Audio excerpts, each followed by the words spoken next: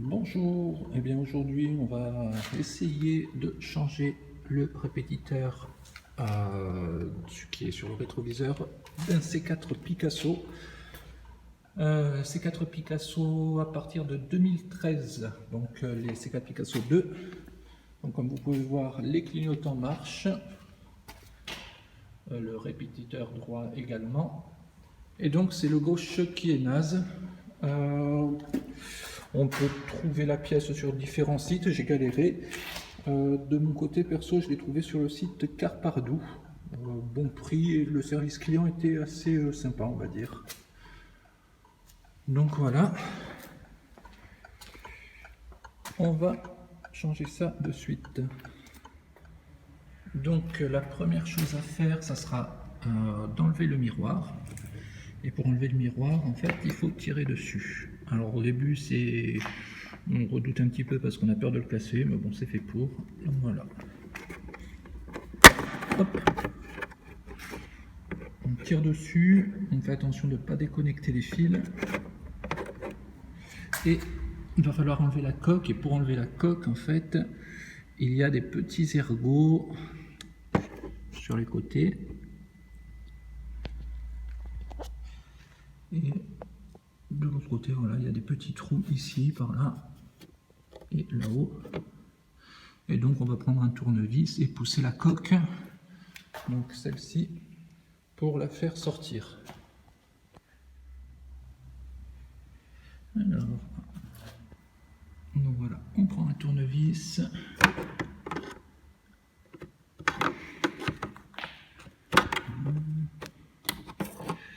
Un autre sur le côté.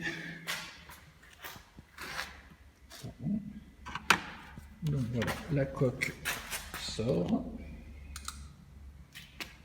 Désolé, c'est un peu sombre dans le garage. Voilà. La coque est sortie. Donc voilà, maintenant on a accès au clignotant. Je l'avais déjà déconnecté, voilà, donc ça c'est le petit connecteur, ça s'enlève tout seul. Mais par contre, on ne peut toujours pas enlever la pièce parce que voilà, elle est encore fixée. Enfin voilà, elle est ici. Et en fait, il va falloir enlever la partie du dessous où il y a des vis. Ah, désolé, pas beaucoup de lumière. Voilà, il y a deux vis. Je crois que c'est des Torx, ça s'appelle. Alors je précise, je ne suis pas bricoleur. Mais bon, c'est le confinement, on s'ennuie un petit peu. On bricole quand même. Et donc voilà, ouais, c'est des petites vis Torx. Donc celles qui sont en forme d'étoile. Donc ouais, comme dit, je ne suis pas bricoleur, mais bon, voilà, à partir du... Je me suis entraîné à dévisser, démonter tout ça plusieurs fois, pour être sûr que j'allais réussir à remettre. Et ensuite, donc, j'ai commandé la pièce. Voilà, donc, on dévisse les deux vis.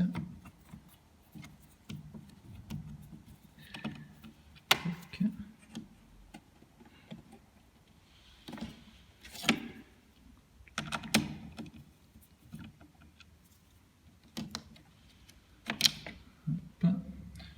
Ensuite celle-ci, on va faire attention de ne pas les perdre.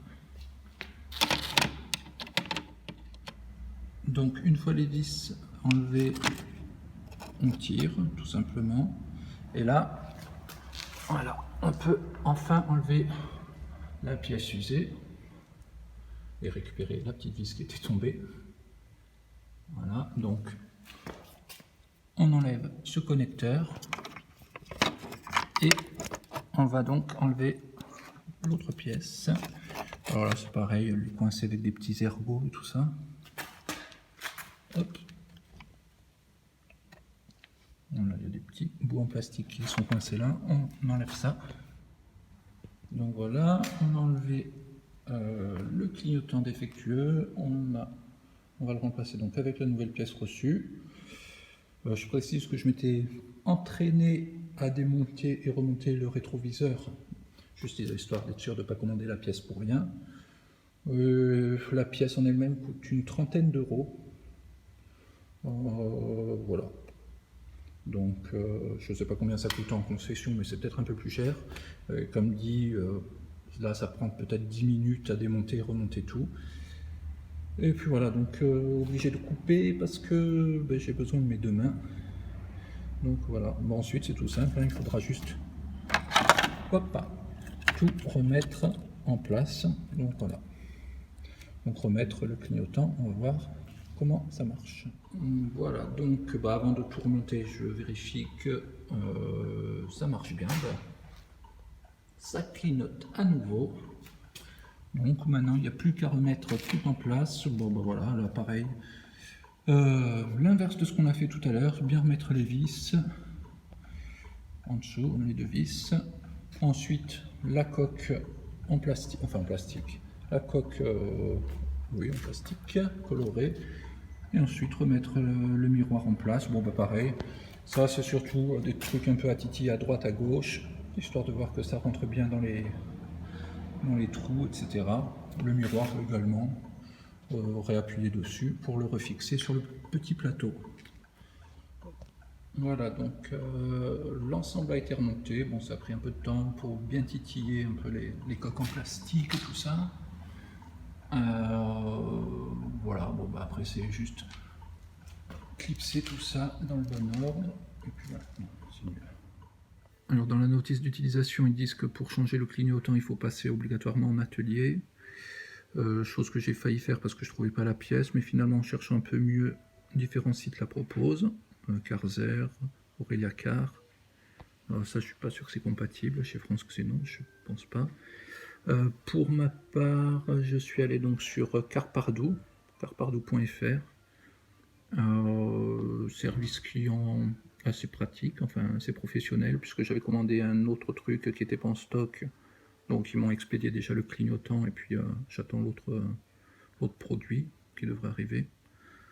Le clignotant est compatible pour les DS, les Peugeot 508, les DS5 et bien sûr donc le C4 Picasso 2 à partir de 2013.